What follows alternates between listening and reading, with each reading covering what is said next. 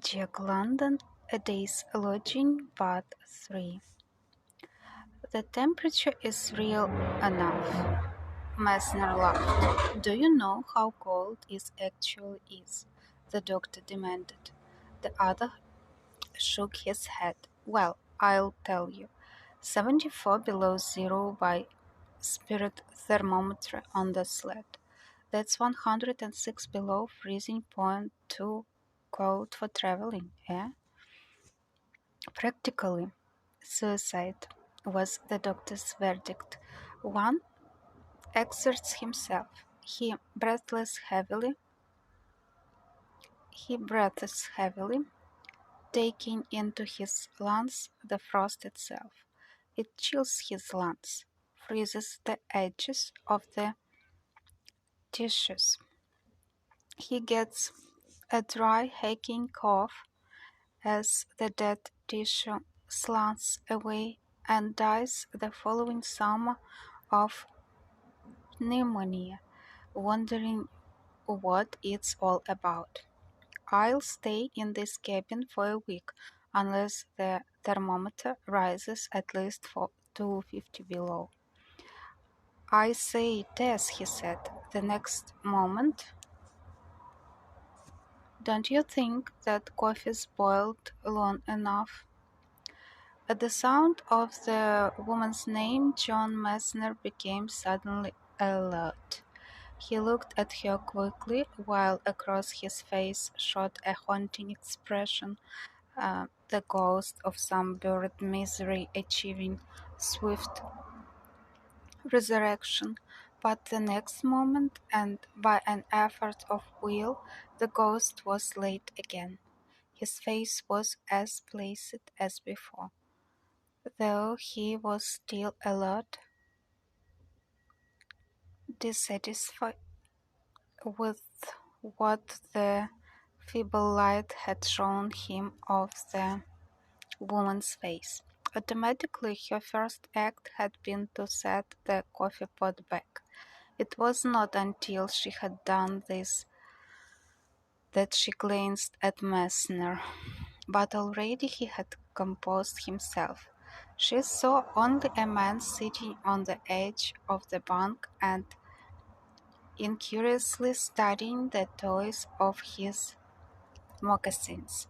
But as she turned casually to go about her cooking, he shot another swift look at her, and she, glancing as swiftly back, caught his look.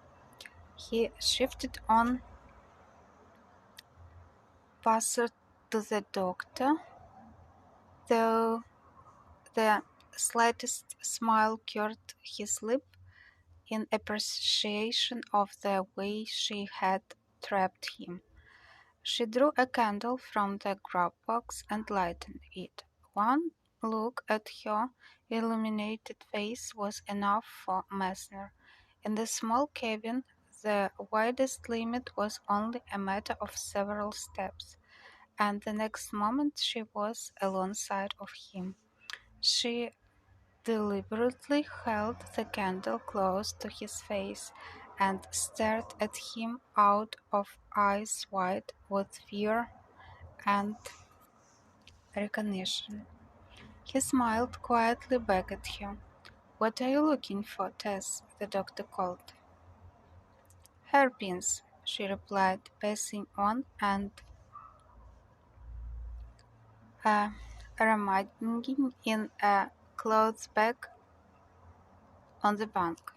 They served their meal on their grub box, sitting on Messner's grub box and facing him. He had stretched out on his bunk to rest, lying on his side, his head on his arm. In the close quarters, it was as though the three were together at table. "What part of the States do you come from?" Messner asked. "San Francisco," answered the doctor. "I've been in here 2 years, though." "I hail from California myself," was Messner's announcement. The woman looked at him appealingly, but he smiled and went on. Berkeley, you know, the other man was becoming interested. You see, he asked. Yes, class of 86. I meant faculty, faculty, the doctor explained. You remind me of the type. Sorry to hear you say so, Messner smiled back. I'd prefer being taken for a prospector of or a dog masher. I don't think he looks any more like a professor than you do a doctor, the woman broke in. Thank you, said Messner. Then, turning to her com- companion, by the way, doctor, what is your name, if I may ask? Haythorne, if you'll take my word for it. I gave up cards with civilization. And Mrs. Haythorne, Messner smiled and bowed. She flashed a look at him that was more anger than appeal. Haythorne was about to ask the other's name. His mouth had opened to form the question when Messner cut him off. Come to think of it, doctor, you may possibly be able to satisfy my curiosity. There was a sort of scandal in faculty circles some 2 or 3 years ago. The wife of one of the English professor, if you will pardon me, Mrs. Haythorne, disappeared with some San Francisco doctor. I understood, though his name does not just now come to my lips. Do you remember the incident? Haythorne nodded his head, made quite a stir. At the time his name was Womble, Graham Womble. He had a magnificent practice. I knew him somewhat well. What I was trying to get at was what had become of them. I was wondering if you had heard. They left no trace, hide no hair. He covered his tracks cunningly.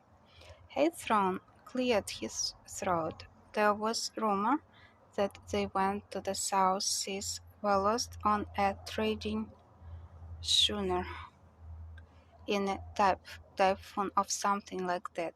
I never heard that, Messner said. You remember the case, Mrs. Haythorne?